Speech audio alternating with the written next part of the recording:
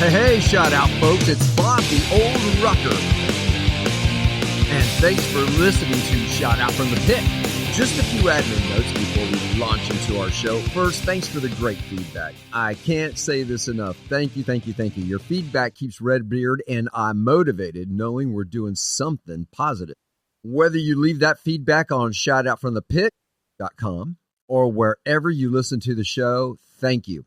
Reminders, we're always looking for topics and folks to share their experience, strength, and hope. If you've overcome something and have a toolbox that can provide others with hope to overcome their challenges, let us know. Check out shoutoutfromthepit.com and briefly share your story under our contact tab. Redbeard or I will reach out to you for a chat and talk about doing a show. Remember, this is your show, and we're always looking for new friends. Also, we're still working towards launching 1-minute epiphanies. You know how you get these crazy ideas. They're awesome. They come to you on the trail, in the shower, during meditation, or even during church worship, and you just want to shout it out from the mountaintop. Well, you can do that with us in one of several ways. On the website, there's an unmonitored phone number. You have about 90 seconds to share your epiphany with us, and Redbeard will work his magic. Or you can leave your thoughts under the contact tab, and one of us will read it on the show. And finally, you can upload your thoughts. Just follow the instructions on the website. And please remember to give us just your first name and what state or country you're from. Be sure to subscribe to the show and share it with a friend because, hey, it's for free and for fun. Okay, here's what to expect from this show. Fellas from past episodes came to the studio not having a clue what was going to happen, except for pizza. Hey, shout out and shameless plug to Dominic and crew at New York Pizza for the military discount and awesome pizzas. Y'all are great. And those pies, they were fantastic. Okay, so anyway, the plan was to test our guest recovery knowledge. And you know how it goes on Shout Out. We never know how it's going to get. And now, on with the show. Hey, shout out, folks. It's Bob the Old Rucker coming at you raw and uncensored. And as always, only God knows what's going to happen on this show. So welcome to Shout Out from the Pit, where the host sucks, but the guests are awesome. I'm the host, and Redbeard, the nerd in the basement, as he says, is my partner and producer and couldn't be here today. So everybody give a shout out to him on our website. Let him know that he's loved. All right, as always, our goal is to bring stories and topics designed to add to your toolbox as you trudge the road to happy destiny. All right, so I got some familiar voices and names coming back to us today. We're just going to have them do a shout out, and then we'll move along from there. So let's start this way and work our way around. All right, hey, everybody. Let's say who you are. I'm Sloan. Well, get in there and say it. All right, hello, shout out from Sloan. Hey, everybody, it's Josh. Pat.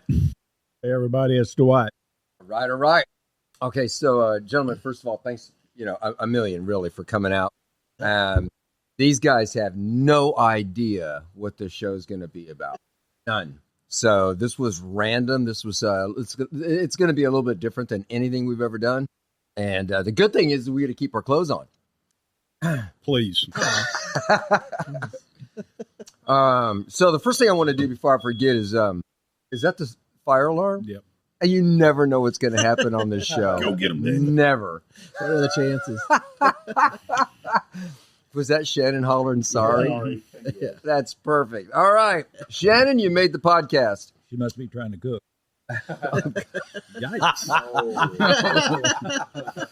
Yikes. Woo! Okay. Danny went upstairs to get a taste. Yeah, he's gone.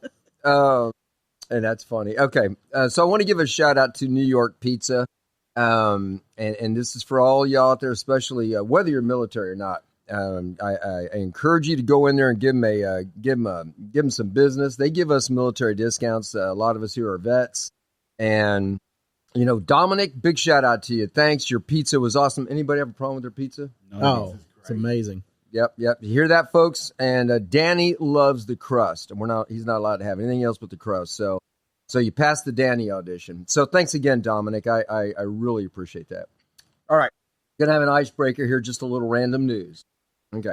Before we get started, did you know that women were the first beer brewers? I did not. It's not a joke. Not a joke. Women are responsible for countless inventions and firsts, some of them older than others. And while the fact that they were the first beer brewers might not seem as important as pioneering chemotherapy or the computer algorithm, fermented beverages have played a vital role in human culture for nearly as long as humans have had culture. Unlike some other innovations that have murky beginnings, this one is beyond dispute. Women absolutely have, in all societies throughout world history, been primarily responsible for brewing beer. There's the source here. I'm going to spare you from that.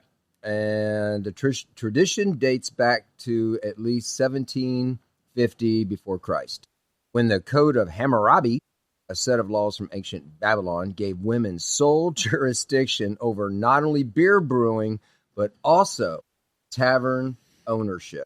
Wow. All right, there's your random fact for today. That's As pretty I good. have a drink of my Dr. Pepper. We need them to sponsor us too, right? We don't have any sponsors yet, so we got to get a sponsor. Okay. So you're saying women are good for something? Oh! Just kidding. So, Josh, tell me again why you're single. Exactly. All right, so here's what's happening tonight, ladies and gentlemen. These 4 victims, tribal members, are going to participate, I hope, in trivia. The way it's going to work is that each one of them will receive a man card. There's your man card, Josh. Sloan has his. Okay. All right. Each member has a man card. And we're going to go round robin. It's totally random in my notes. I'm going to start clockwise. We're going to start with you, Sloan. The first, or I say again, the last person to have a man card. If you miss one, you got to turn your man card in. The last person with a man card wins. Now, there is a strong possibility that everybody will maintain their man card because everybody in here is seasoned and experienced. No newbies here. Well, we all say we're new all the time, but there's nobody here with less than 30 days. So, all right, so we go. Sloan, I'm not going to let you see the answer, so I'm going to hide them. Sloan and I are sharing a mic. You already looked at him. No, but I'd rather you let me see the answer. All right, so here we go. Sloan, you get the first question, and you might get off the hook because I can't find the answer. Pressure. Do you have to answer it as a question? No, we're not doing Jeopardy. Oh, come on. Yeah. I that's funny you should ask because I actually put together a Jeopardy game as of last night, but when I went through it today, it was jacked up because I was going to put it on the big screen there. Mm-hmm. We're going to do that in the future Nice. for sure. Okay, here we go, Sloan. You ready? All right. What is the name of the chapter that contains a list of the 12 steps of Alcoholics Anonymous? I'm going to say the chapter is called There Is a... Anybody want to jump in? You don't have to. This is on him. I thought it was just on here. It is on him, but if you want to answer it for him, you can. Ain't nobody helping him out. All right. Thanks a lot, Pat. Wow, first one out of the gate. Taking my man I'm card. taking your man card. I'm out of here. The answer is how it works. Oh, yeah, that's what I was going to say. All right. And that's chapter 3. Uh, 5, exactly. Glad it wasn't your turn. It is not. But this one is. Are you ready? Okay, go ahead. All right. What is the name of the guy that came into Bill's kitchen and talked with him about a solution he had found? phone a friend. Phone a Can I friend. phone a friend? Yeah. Dun, dun, dun, dun, dun. I don't know the guy's name. I'm terrible with names. I hand it over. Fred, I don't know. Oh man, All right. I know that a guy did come to his house. I know. Yeah. And the answer is Debbie. Abby what? Thatcher. Yeah. That, Oh. Look at the that big doesn't brain do on you any Pat. good because you're next. Oh, yeah, that Abby. Okay. All right. Pat, are you ready? I suppose. Number 3. Whose opinion is given in the beginning of the big? The doctors. Woo! That was a gift. Doc- Ding, doc- ding, doc- ding, easy one. Dr. Silkworth. They're totally random. Dr. Silkworth. You got it. All right. Dwight, are you ready? Yeah. What is the only chapter not written by Bill W? I don't know. I'll be honest. I don't. Neither did I, but I'm not playing. This is, all right, here it It is. was to the employer. Oh, Really? That's right. Pat, you win round one.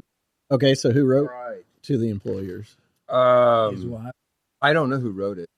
But Dwight said his I think wife. it was his wife. Really? Okay. It was one of the first Well, guys. Okay, sir. Man card. They didn't. What the story was, Lois really wanted to write to the wives, and Bill wouldn't let her because she wasn't an alcoholic. Okay. So Bill, along with, and I don't know, it was one of the first 5 people that wrote to the employers with Bill, is what I understood. So Interesting. I did not know that. Yeah. Did not know that. Okay. So we are moving to, well, now it's called round 2. This ought to be good. I bet it will be. All right, Sloan. Slow. BD. Oh, don't do that to me. Okay. Dr. Bob was a real doctor. What was his area of practice? I know that. I want to say he was a psychologist. Oh. Actor. No. Oncologist. Keep on going. Oh, no. Name them all. You're getting warmer. No, It does end in gist. It starts with P. Proctologist. Boom, he got it. All right. Easy. And keep that Really? man easy. Keep that man card. All right, number 6. Josh, you ready? Sure. On the first page of Bill's story, Hampshire Grenadier is mentioned. How did he catch his death? A grenade? No. I don't know. Thinking.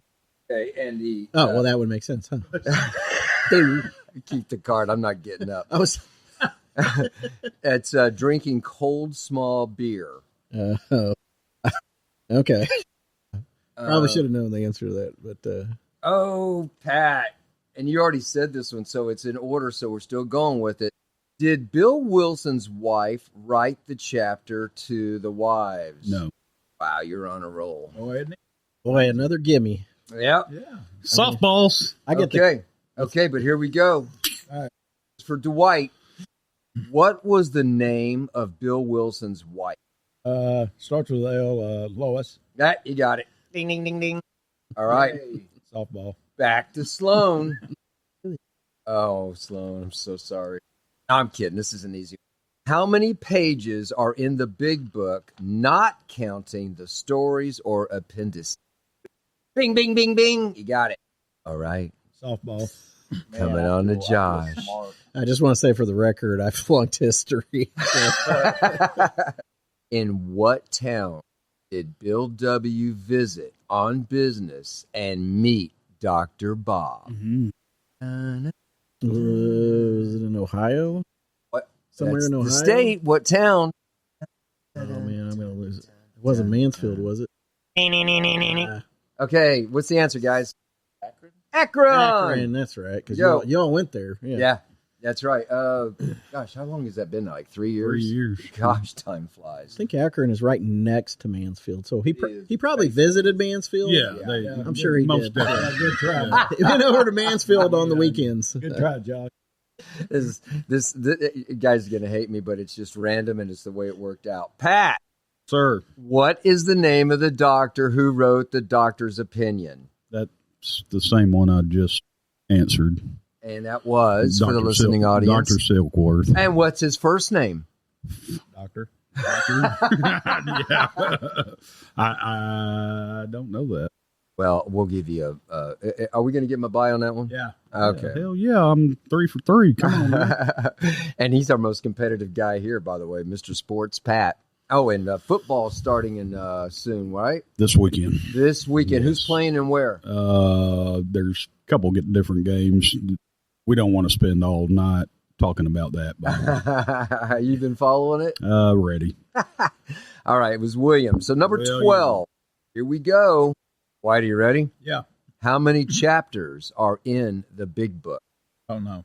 How about this? I say 7, you say, you try it different. I say the 7, and you say it. No, it's not going. It's not working. What if I said 7? Okay. Gosh. Okay, that went over like a pregnant high jumper. Yeah, I did. 11. 7-Eleven. Oh, It's a Slurpee. Boy. Oh, we're going to get called out for that one. Yeah. Sloan, back to you. All right. What was the name of the group that Bill W. was a member of before he formed Alcoholics Anonymous with Dr. Bob? Ding, ding, ding, ding, ding. You got it. Good job, Sloan. Oh, Josh, I'm sorry. Good job. I know. I'm a tiny man amongst giants here. Oh, I didn't even know this one. Okay, so, you're going to have to keep your card because I really feel bad asking you this. The Oxford Group changed its name to what in 1938? The Bee Gees? Good try. I don't know. The Moral Rearmament. Oh, Yeah, Wow, no. never Would anyone guessed else have known that? Uh, I Not in got this enough of room. it. Boy. Ooh. Another softball from Pat. Finally going to get a good question. Yes, Yeah, he's- good. All right. Let's Yeah. go with Yeah. Pat. About time. How many licks does it take to get to the Three. center of a Tootsie Pop? Three. All right. What is the name of the certain American businessman who also helped Ebby 12-step Bill? Was it Rockefeller? Boy, it starts with an R. Wasn't Rockefeller then. No, they didn't. It's also the name of a music company that makes drums, piano. Go ahead. Go ahead. I don't. Josh. Is it Rockwell? No. Roland. Okay. Roland. Were you I think looking there at was my a company notes? called No. Rockwell. Okay. It's not mine. It's Yeah, not that good. Rockefeller helped. This dude's got a great last name, too. Hazard. Roland Hazard. Yeah. Wow. Okay. This is for you, Dwight. Who was Ebby Thatcher's sponsor? Oh, no. Give me a hint. There's a musical company named after this name, and he's got a highway last name. Give up. Yeah, I get it. Roland Hazard. Okay. All right, Bob, whatever. Same name. 17. We're on, yeah, number 7. Okay, did Ebby Thatcher die so slow? You're hopefully right. All right. All right, good job. Oh, Number 18. What was this is for you, Josh? yes, sir. What was the name of the hospital where Dr. Silkworth worked? Wow. Akron General. No. Well, That'd be no. well, he said Akron General. I didn't see it. I know. I was helping him out. Um, No. Let's see. Could it be If you, if you were to get this, I'd be tripping, but St. Mary's. Akron Mary's. Memorial? I Keep don't know. pulling. I don't know. St. we're Mary's. just going to go ahead and hit that buzzer. No, it's Towns Hospital. Oh, of course. Yeah. Of course it was. All right, Pat. Yeah. Well, we know you don't know this one, but we know you know a lot about it. What was the name of the person who actually wrote the chapter to employers? I don't know the name, Bob, but it wasn't Bill. Yeah, it was Henry Hank Parkhurst. Okay, Dwight, you ought to be able to get this one. Okay, hope so. How many steps were there before Bill W. wrote the 12 steps? It's either 4 or 6. You got to pick one. 6. You've got it. 6. Ding, ding, ding. All right. And 21. Back to you, Sloan. All right.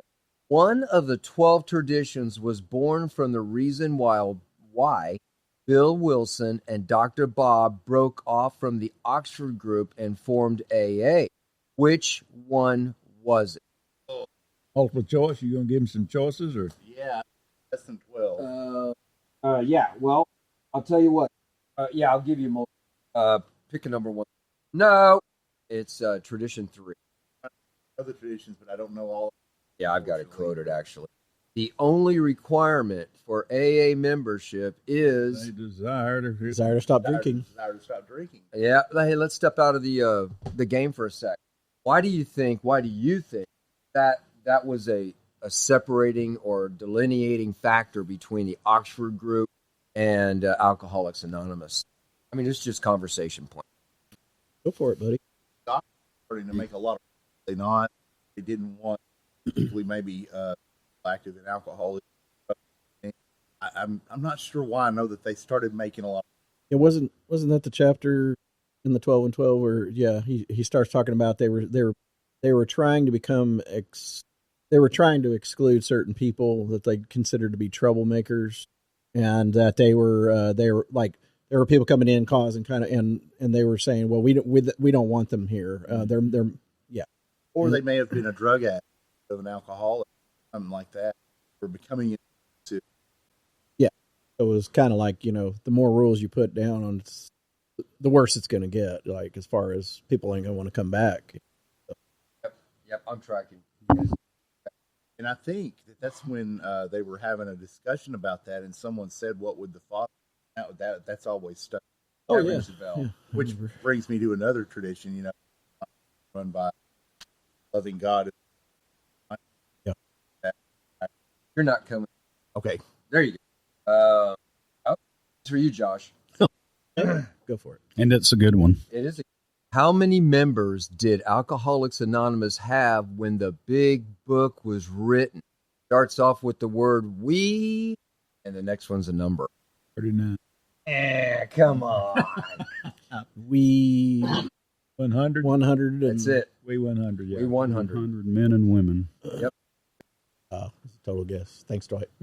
I know Dwight wants this one, but it actually goes to Pat. No, the white can have it. In the chapter more about alcoholism, Uh-huh. there is a story about a car salesman named Jim who went out looking for a prospect to sell a car. What did he pour his whiskey into? Oh. I do. Oh, I we know. all I actually that. know this one.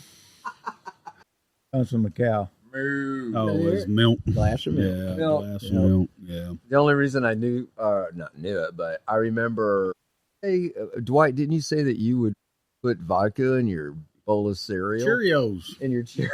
Oh, really? That is so Oh, gross. nice. That's the only way to eat them. Oh, Cheerios are like cardboard unless you get the honey nut. So I guess you'd have to add vodka. Okay, so 24 back to, oh no, this is on The Dwight. whites. Dwight, on page 1 of Bill's story, he writes of a church outside of which was the doggerel about the Hampshire Grenadier. What was the name of the church? I have to have some hints, Bob.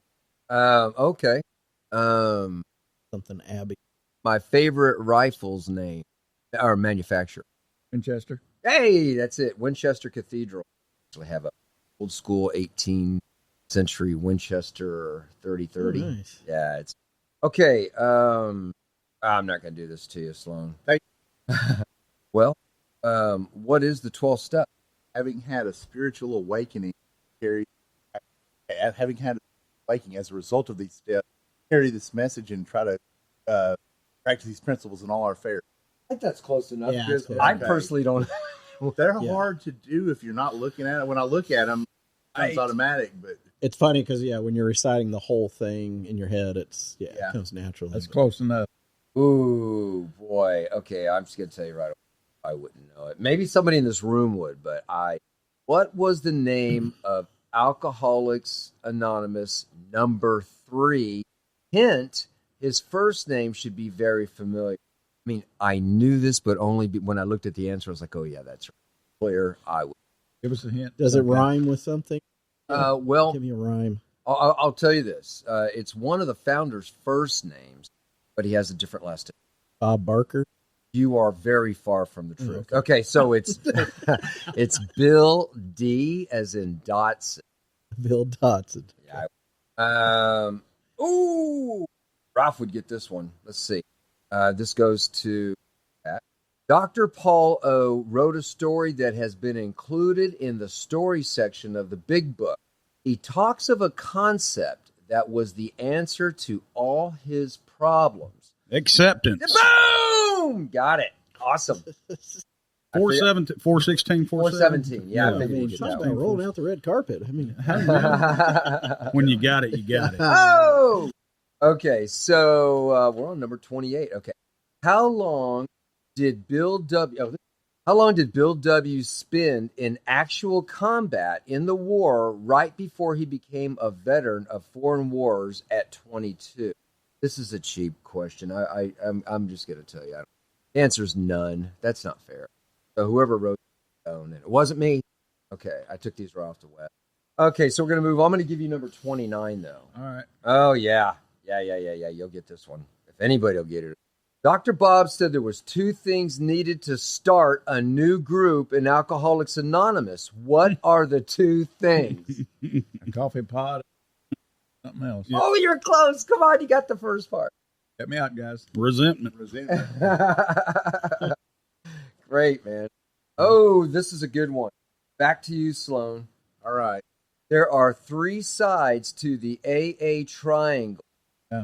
What are the words? What are the words beside each of the sides? Unity, Yep. Mm-hmm. service, Yep. Yep. What are we doing? What are we practicing? Tradition. principles, tradition, Nope. sober, Starts with R. Starts with R. recovery. Yeah. There you Ding, ding, go. ding, ding, ding. Okay. Okay. Wow. Okay, number 31. Back to you, Josh. All righty. Did Ebby Thatcher get royalties from Big Book sales? I'm going to say no. Well, I didn't know this, but it was yes until his death. I Really? never knew that. Really? You know, and I will say that even though they say that's the answer, I would love to see the source. Yeah. You know, because I'd never heard that before. Hmm. Okay, on to Pat. Oh, Pat. You can do it. What were the 4 absolute of the Oxford group? Don't have- I want to take a shot at any of 4. Absolutes. them. These were like their pillars, their mantras. Give us some hints. Maybe we can. Okay. What was Jesus's first commandment? Love. Love. Okay, so that's one. I don't know how I'd give you clues for the other, so I'll just say it because I'm not really good at any of them. Tolerance? I don't know. You're close. Humility? It starts with H, but it's not humility. Honesty. Boom, that's Honesty, 2. okay. So we got love and honesty. Open-mindedness? What's the next one start with? P. Don't go there. Yeah. All right. Patience? No. Perseverance. No. I got to tell you, All right, go. purity. Oh, okay. And the last one, I think we can all identify with, even though we may not get it, is unselfishness. Yeah, we can't identify with that. Okay, here's one. A couple of us in there knew this. Let's see. We're on number 33, and then we're going to take a break after this. Where was Bill W.'s birthplace? Well, go ahead then, Sloan. It is not New York. Oh, I thought it was. Okay, well, That would have been that's what I was going to guess was New York. What? Give us a hint, Bob. Well, What state? its capital off the top of my head is Mount Pelair. That's not right. New Hampshire. Montpelier. No, I'm wrong. No. Oh my gosh, I forgot the capital of this. Okay, so listening audience, remember I told you the host sucks? Okay, so it's Vermont. Oh, What is the okay. capital of Vermont, for God's sakes? Mm-hmm. I don't know. Hold on. Do what Dr. Google says. Now we got to Google it. It's Yeah, not come Mount on. Pelair. Come on, It's Josh. Come not. on, kiddo. Dr. Google. Dr. Is it Montpelier? No. That's the capital. New Hampshire. Oh, yeah, Montpelier. Montpelier. Okay. Mont. I was right. Not Mount, but Mont. Oh, it's Mont. Okay, so I was off a few letters. Okay. I'm just well, it was a little. I was like Mount. I don't think it was very mountainous up there. All right, so we're going to take a break and we'll come back. So hang in there. All right, welcome back, folks. I hope this isn't a trigger for you, but that was another Dr. Pepper. Dr. Pepper, folks out there in sponsor land, check us out at shoutoutfromthepit.com and send somebody over here to fix our Dr. Pepper machine and sponsor us. Yeah, okay. Oh, yeah, and Dwight's drinking a Coke. Yeah. All right. You drank a Coke too? You... And I'm making Oh, my gosh. Just That's one more. Sacrilegious. So sacrilegious. Okay. We're going to switch gears a little bit. You guys can keep your man cards. We're going to do an open mic now. And it's just basically I'm gonna throw something out. We're not doing round robin, so you guys just jump in. But really, this is this tells us a lot about each other. And for the listening audience, these are attributes or characteristics of recovery. So let's see where we go with this. So the first question I'm going to throw out, and guys, again, this is just jump in, all right? 5 basic rules of AA. And give me one. There's 5 basic rules, so just give me one. Don't drink and come to meetings. Okay, you gave me 2. So you said don't drink, go to meetings. So, Dwight, since you started us off with that, what does that mean to you? Well, in order to do something about your disease, addiction, you have to stay away from chemical that's feeding it. So when I got here, they drank and come. That's what I needed to do. Why do you go to meetings? Camaraderie and for the you hear some things, you get some nuggets in there occasionally. Most often, someone will say something. Someone in a room that's working in recovery, and so thank you, Bob. And so I go to AA, a lot of meetings in AA. I'm retired, and I go because I like it. I traded my alcohol addiction for AA addiction. Addicted to going to the meetings. I like it. Where'd you get these questions from, Bob? Pulled them out. Okay. I got you. Because I was taught there ain't no rules in AA. Yeah. So. There's unspoken rules. Oh, unspoken rules. Okay. So, very well. We'll go with that. Oh, drop the mic. Well, there's 3 other unspoken rules. Well, I'm going to say they're suggestions. How's that? Yeah, there you go. Much better. Now we're All right. Your host is There are back. no rules. How Only about suggestions. this? How about you never say no to a service? Oh. That's what I was told when I first got in here. I don't know. Told me that. Where's that in the big book? I don't know. It's in the first chapter of Bob. Oh, okay. You never say no to a service opportunity. Okay, so there are 3 other suggestions, and guys, there's a lot more, and you just threw one out. I that's not on my list, but I think Okay. that's a very good one. So I'm going to give you Josh's man card. So now you have Thank 2. Wow, I've got double man Oh no, cards. that was Fine. Dwight. Dwight. So you have 2 Okay. man cards. All right. So what are 3 other great suggestions for Alcoholics Anonymous? We've got don't drink, go to meetings, and don't drug. Get a sponsor. Get a Oh, sponsor. that's my 3rd Yay. one. All right. So open mic. Why is a sponsor important? I think because as a new person coming in, probably impossible to work the steps on your own. Hard to, for me at least, understanding the concepts behind those steps and trying to do that on my own was just darn near impossible. And I thought when I first came into AA, I read them on the wall and thought honestly, I was still so far in my addiction, I didn't think most of them applied to me. But it took a sponsor showing me how, just kind of walking me through it.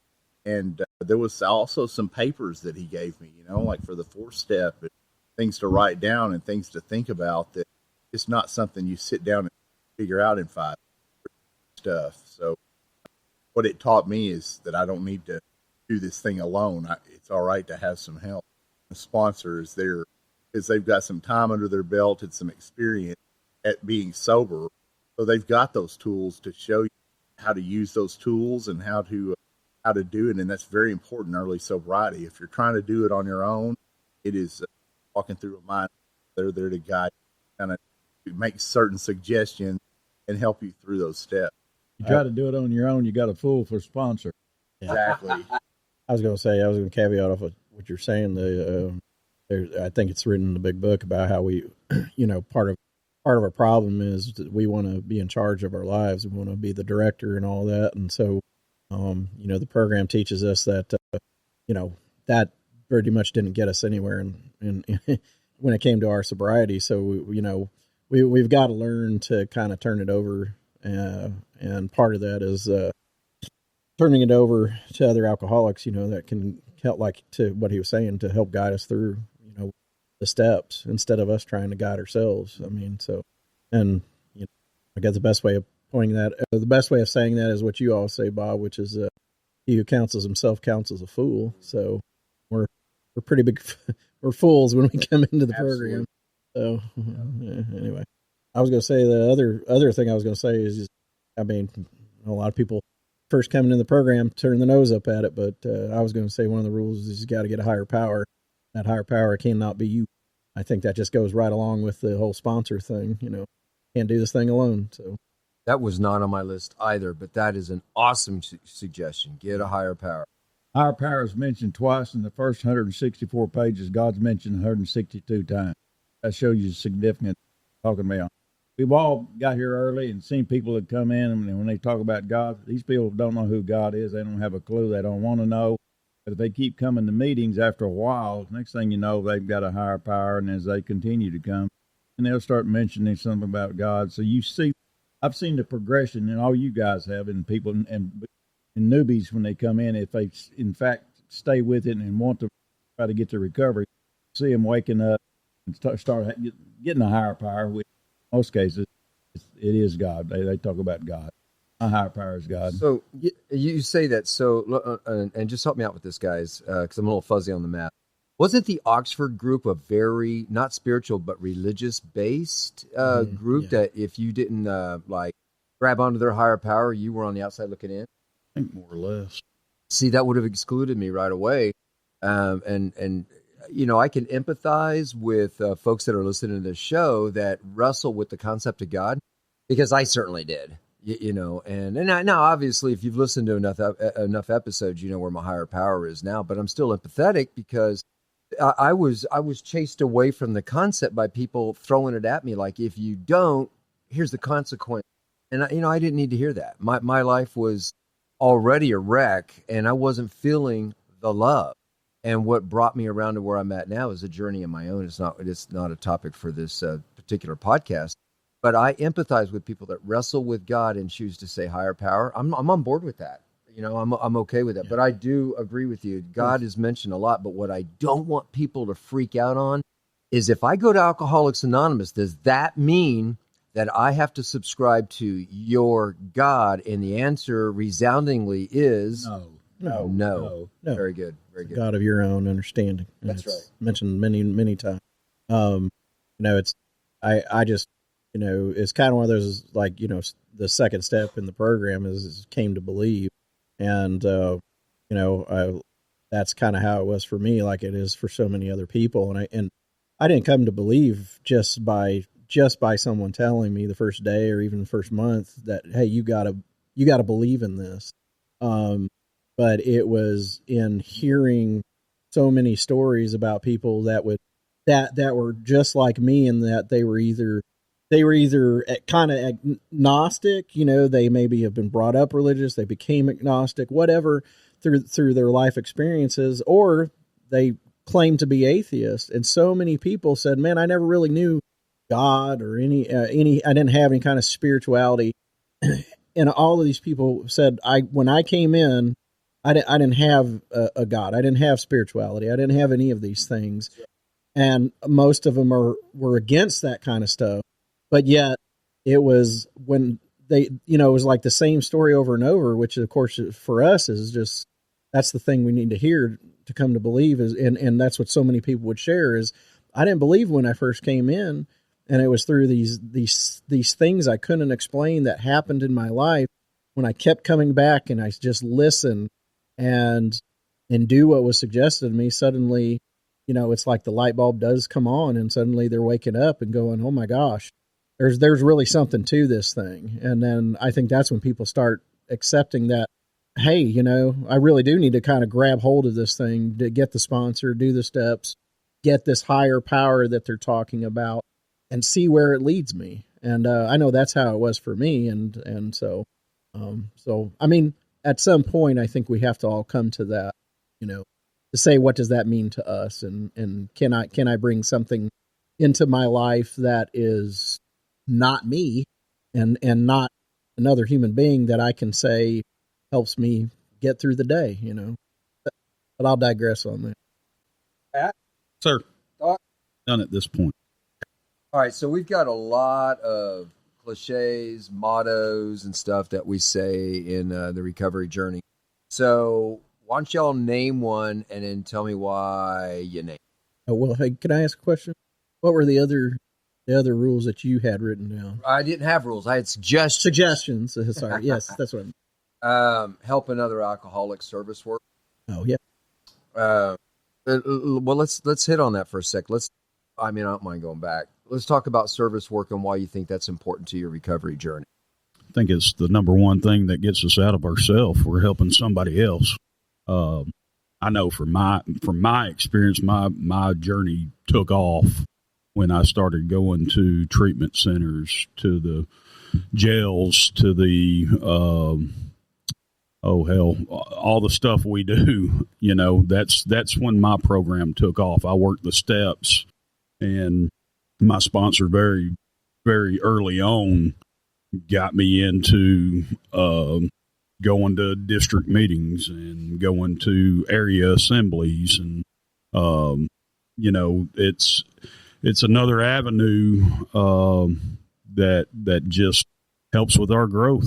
We're helping somebody else. We're continuing to carry the message of Alcoholics Anonymous. So I think that was perfect. That was Perfectly perfect. said. I don't think I can add to that. I mean, Yeah. for me, that's so opposite kind of things when I was out there, and I totally, utterly did not understand why we did that when I first got in here. And my sponsors, I mean, I think I was like a week sober, and he said, "Come on, we're going to the treatment." And I was like, "What?" I thought he was going to have me checked in when we got there, but you know, it's that night. You know, I didn't have a lot of strength and hope, but I had a little something. And then the next week back, and I had a little, and I became pretty passionate about it. Really feeds my soul. It really does, to go in the night talking to people that are maybe still confused a little bit about this, and they know they've got a problem, but they're not sure what about it. And just to share what I did, get out of that dark hole that pit that I was in, that field. Who knows what those people do on their journey? I know, when you look out across a bunch of newcomers, some of them aren't ready yet, planting a seed, letting them know that there is a solution. And that's something about that. I feel like that is what my higher power wants me to do. When I leave someplace like that, I'm on a high, like that's an awesome. Y'all remember a couple of years ago? I don't remember who in this room was there. We'd left the jail and then went to a restaurant, and that lady hugged every one of us, grabbed us by the neck. Remember that? None of us knew who the heck she was, and she was like, "Y'all came to the treatment center, and now I've been sober, I don't know, 9 months or so." I'm making that up because I don't remember how long she had.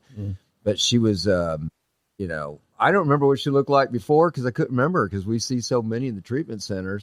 This lady just didn't make any bones about it. She wrapped her arms around our necks as soon as we walked through the door, and I was like, that was cool, you know. Yeah. I mean, that's probably one of the coolest things is to see, you know, people who have made it out of that and you know, had gotten years behind them, and to see them go from, you know, looking like a wreck, you know, in treatment to, you know, just a totally different person, you know, a year or two down the road. And then, yeah, I mean, to see them doing well for themselves. And it's like, you know, to Sloan's point, it's like, you don't know when or if you're planting a seed in someone's head. It could be at a meeting, it could be at a treatment center, it could be anywhere. And there'll be times you may never know. But I think it's kind of one of those where it's like the more seeds that are planted, the more and more we experience, we have that experience where we run into people like us that have, you know, they've made it, and then they're out there and they're a success story. And, you know, you may just run into them by chance and never see them again in your life, but you may find out that, hey, you know, I'm just like you. And it's kind of funny how, you know, like addicts and alcoholics kind of know one another, you know, especially the ones that are in recovery. And, you know, obviously I used to not know the line, but people used to say, you know, oh, it's good to see a friend of Bill's. And I was like, you know, today I'm just like, I always am like taken back by it. And I'll look at them and be like, oh, wow, really? And they'll just look at me like, yep. And I'll be like, sweet, you know? So it's just a great feeling to see people in recovery, and you just never know when that seed's going to get planted, and whatever light bulb goes off in their head, you know, it could literally be one thing that you say that kind of wakes them up to, you know, to realizing what they need to do, you know, to get sober. So, yeah. So you just brought up another one I have on this list. If you think but aren't sure someone is affiliated with recovery, how do you ask them without asking them? Yeah. Hey, are you a friend of Bill? Bill's? And you guys have been with me when I've done that, and people look at me like I've got three eyes in my head. Yeah. And then they're like, what? And I go, oh, no, I'm sorry. Yeah. I just, yeah. Who's Bill? Yeah. Who's Bill? Yep. But, some of the lingo that comes out of people's faces are lingo that, we generally only hear in recovery. So if I hear somebody say something, Yeah. I'm like, hey, and I take a shot. And many times I'm spot on, and then we start chatting. IHOP. That happened at IHOP. Remember that lingo? Yeah, I heard. I wasn't there, but I heard Yeah. about that. There was another time, Bob. I remember one time you ran into somebody and kept saying, you look familiar. And I think I remember you popping the question. And you said, are you a friend of Bill's? And her eyes and she was like, oh, that's it, and she realized who we were. And it was just like, she just lit up, started talking like crazy, but yeah. That's So, yeah. I went to a Cake concert. If you guys heard of Cake, my wife and I went. And of course, they're passing doobies all over the place, and there's the beer bars all over the place. And so I'm at a table with a group of people, and I noticed the lady sitting next to me. Her husband's standing up, her brother's there, his best friend. I said, I noticed you're not drinking. And she goes, yeah, you don't want me to have a drink. I said, not just one? She goes, oh, no, not just one. I said, do you know Bill? And she looked at me. She goes, you're at the right table. I was like, awesome, man. So we watched everybody else fall out, and we were just like free entertainment. That's the cool thing about being sober today, where we can avoid the triggers and say, nope, I don't need it. I'm not even going to entertain it. Mm-hmm. So flip the switch and say, you know what, I'm going to have some fun doing this. And it's always nicer when we've got somebody with us that we can giggle together, without hurting anybody's feelings, Yeah. All right. Any other thoughts on that, guys? I have one more on that question, and it was work the steps.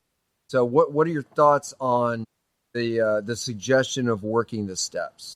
That's where the rubber meets the road. That kind of separates the men from the boys. For me, at least, I dabbled around in AA for a little while.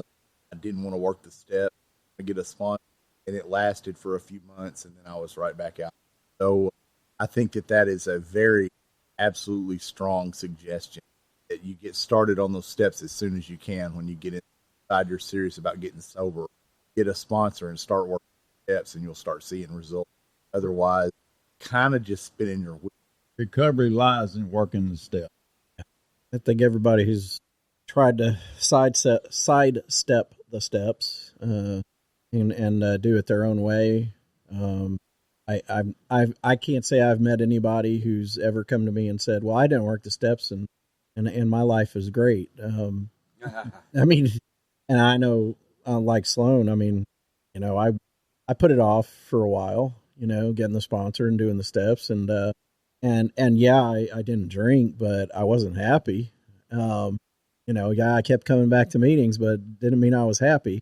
I mean, I was thrilled that I wasn't drinking, but eventually it kind of came full circle to where, I earnestly believe that if the first time I worked the steps, again, and I tried to go kind of step it a little bit and didn't do it thoroughly. But when I realized that, it was like, man, I'm going to drink again if I don't, and so I had to do them, and I had to do them thoroughly, and I had to do them honestly, and I had to do them all the way through. And it wasn't until then that I really started to progressively see changes in my life. And, it was kind of one of those strange, inexplainable things, but it was the things that they told me would happen if I did the steps. And of course we read it in our meetings all the time, the promises. I mean, yeah. Right. And those promises started to come true. And I was just like, one day I was like, oh my gosh, like it's just one of those things you just go, man, it really does work. And, but I wouldn't have gotten there if it hadn't been for, everybody in the fellowship to kind of guide me through that and just stay on my butt and say, you got to do this thing, man. You got to get the sponsor. You got to work the steps. I'm just thankful that people just kept telling me to come back, keep coming back, so, yeah. But, no, I mean, my life got way better when I finally decided to go through with it. So, worth it. Yeah. Yeah, the steps are like any of the other suggestions. I'm a repeat offender because of things you guys already said. I wasn't too crazy about doing it, your way, because just like anybody, and I totally empathize with people coming through. We just had a new person not too long ago, and I was chatting with the individual, and I said, "Look, man, do you have a sponsor?" And the answer was no, and it was almost like, "No, I don't plan on getting one either."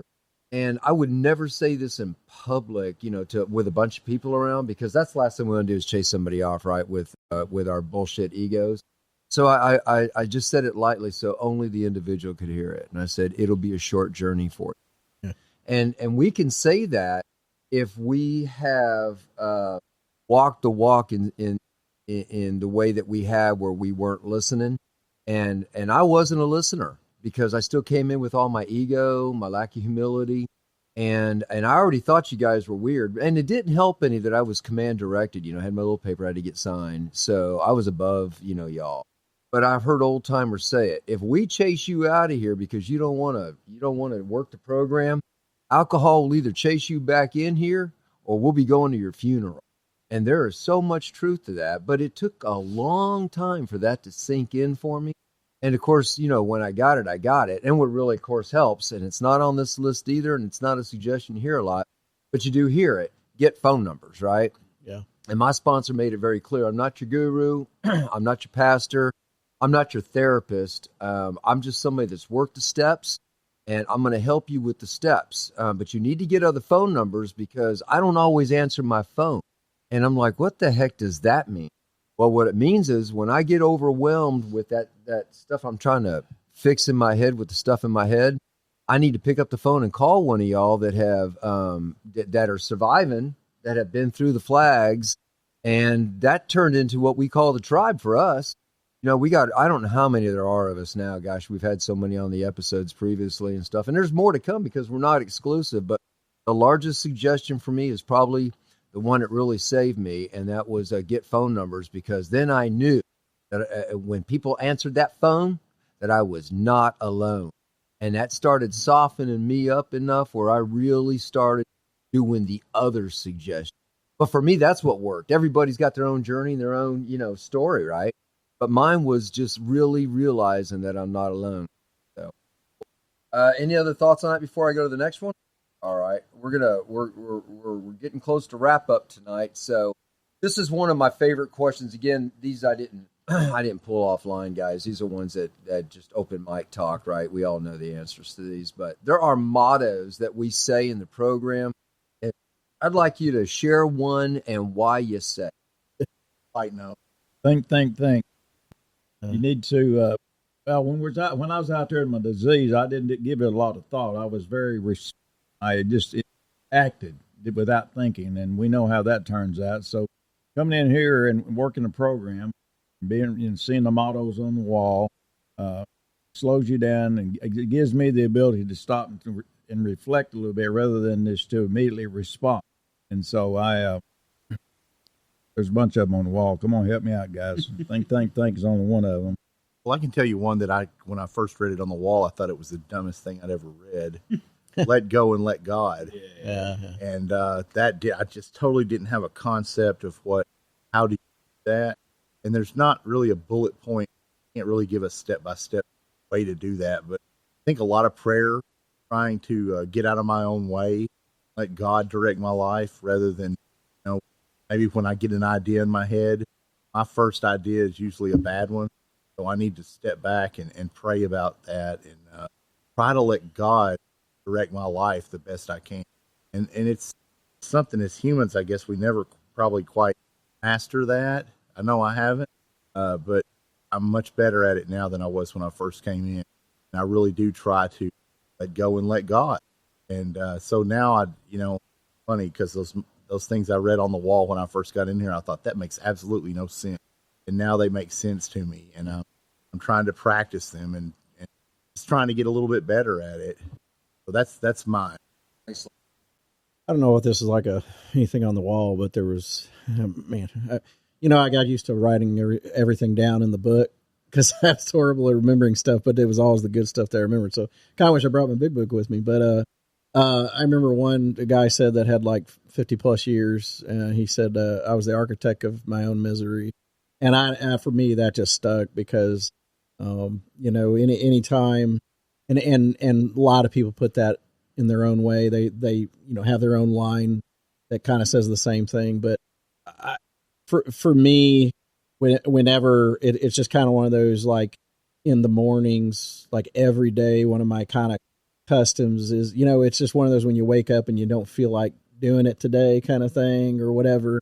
It's just, I have to remember that, number one, I have to be willing every single day. And number two, I was the architect of my own misery. I was the reason I was where I was at when I came into the rooms. I did that to myself. And so, with the whole theme of not doing this alone, I gotta wake up every day realizing that it's not just the untreated alcohol. It is, it's my alcoholism, but it's also, managing life that I have to be able to do. And the program helps me to realize on a daily basis that, I can't manage life. I'm powerless over alcohol and I can't manage life, at least not on my own. And so I have to do this thing with the tribe, the fellowship. I have to do this with a higher power. And I just always have to remember my place, I guess, in the world, which is, alone, I can't manage life. And any misery, that I have is of my own creating. So I've got to have my higher power today. I just got to do this thing, but don't do it alone. So anyway. Good one, Josh. Which one do you want? I got A and a B. Oh, man, you can do them both. Oh, both.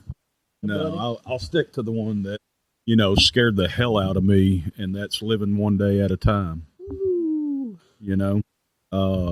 For so long I lived in the future, or I lived a lot in the past. And I come into AA and it's like, one day at a time. Like, how the hell do you do that? But over time, you learn that that's all we got right now is just that one day. So let's focus on it. Let's be present.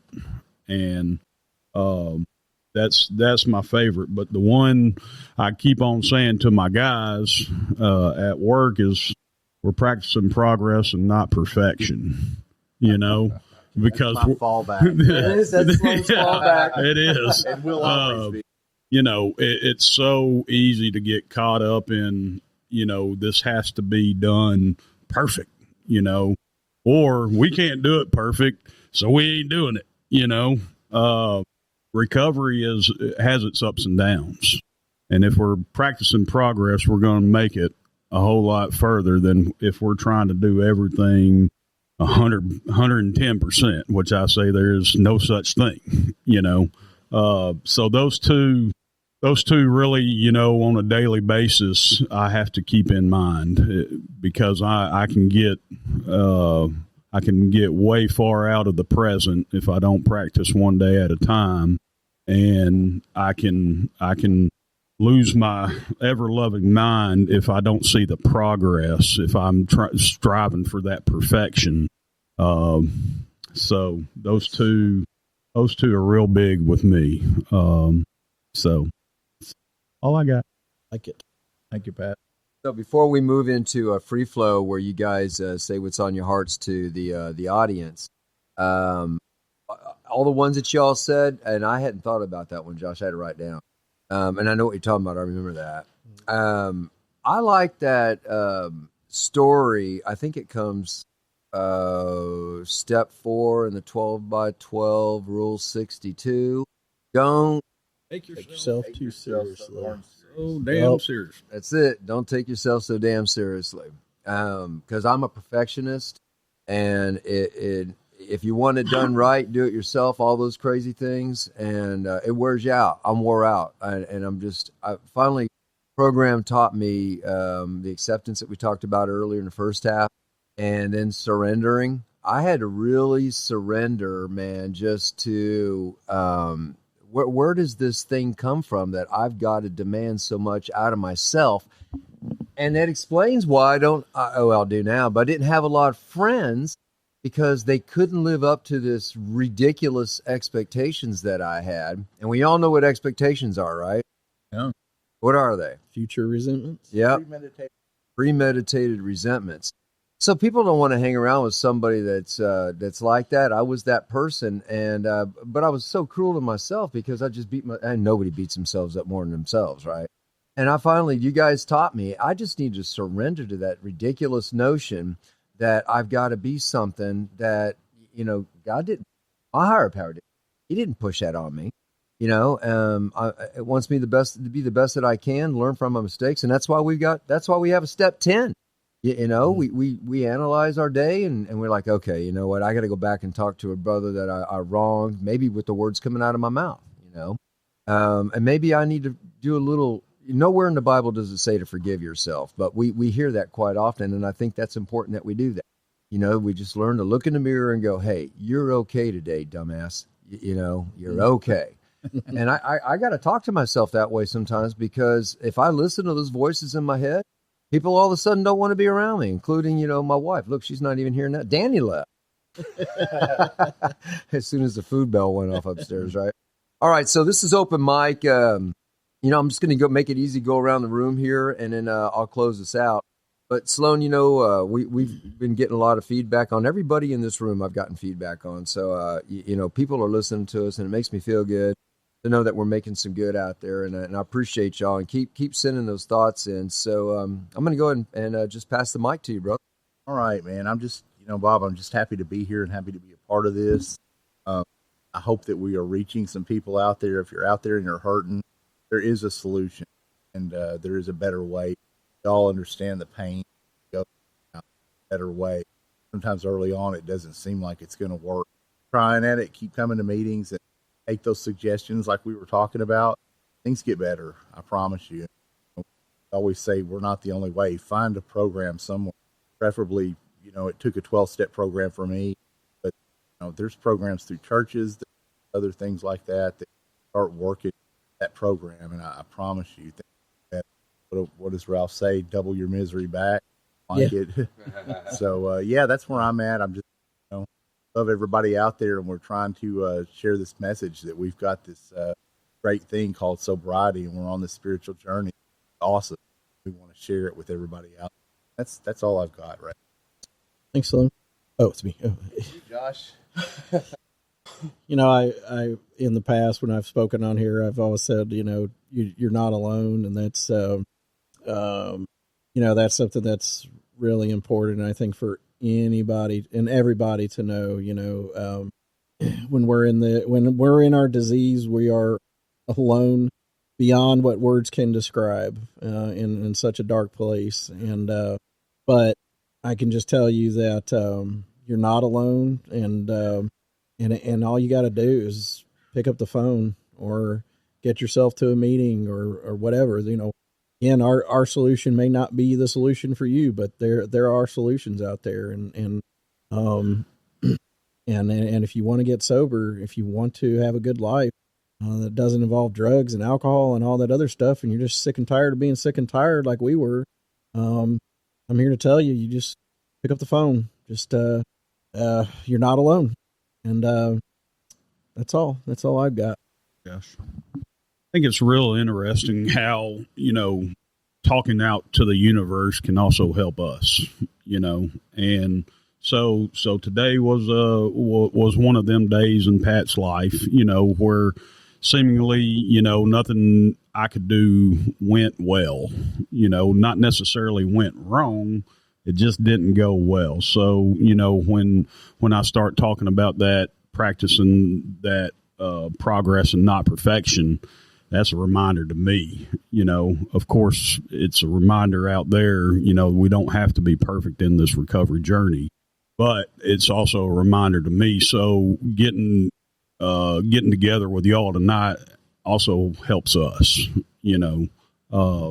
we can talk about that day. We can, we can just share. And that's something that in my experience has also helped my journey, because I didn't talk, and I still don't. I really don't. If you ask anybody in this room, Pat don't talk that much,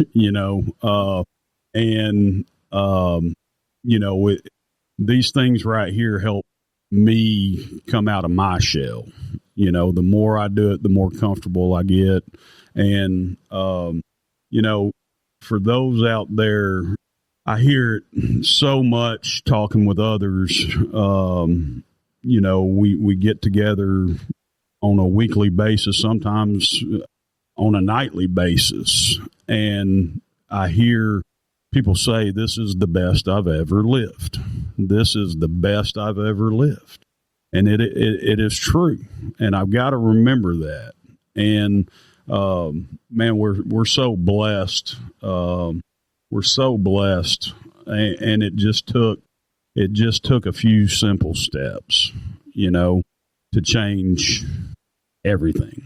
And I encourage anybody, give us a try, if not us, give something a try. For so long, I lived in that deep, dark hole, and, it's not a fun place to be, but there are people out there that will grab down in that deep, dark hole for you, and, that's all I got. Thank you. Thanks, Pat. For anyone out there who is still in chemical addiction, whether it's drugs or alcohol, and you're all isolated and alone, I'm here to tell you there is a solution available if you want. In my case, I found it in a 12-step program. I found it in AA. There is definitely a way out. And I can also tell you it takes a whole lot less energy and time and everything else to live in a recovery than it did to try to be stoned and drunk all the time. So I'm just sharing this with anyone out there that's in their addiction. There's a way out if you want it, man. So put forth a little effort and reach out and find you a 12-step program and get involved in it. And in my case, I'm heavily involved in AA.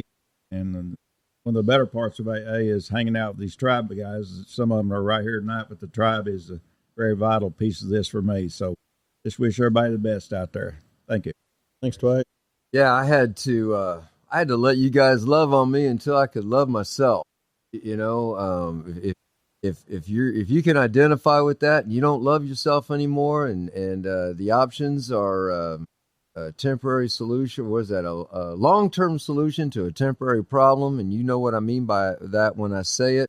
You don't have to go that route. We've been down that road, and we survived it. And this is the best I've ever lived. And I never, ever thought that I could live this well. I never thought that I could have, you know how you hear somebody say, my best friend, I never thought I could have so many best friends. I mean, the stuff that I've done with every single one of you guys in here, as a group, individually, and then the other guys that you heard on the show before, folks. And we got some new folks that are going to be coming out soon. You're going to hear a story from one of them here in the near future. He's coming on next week. It just blows my mind that we can have such camaraderie, and that elicits drugs and alcohol and other things that people wrestle with are just not even options today. I just never thought that could be possible, right? So you guys, as always, I love you, and I'm grateful that you're here, and that we all walk this journey together. And thanks for taking time out of your schedules to come and hang. And with that. So that's it, folks. As always, thanks for listening. And please, share our show with folks that could use some encouragement and some extra tools for their recovery journey.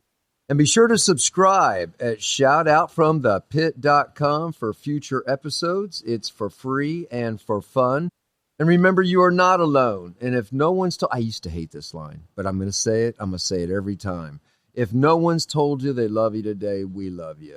So I'm Bob the Old Rucker, praying you're having an outstanding American day. God bless you, and peace out.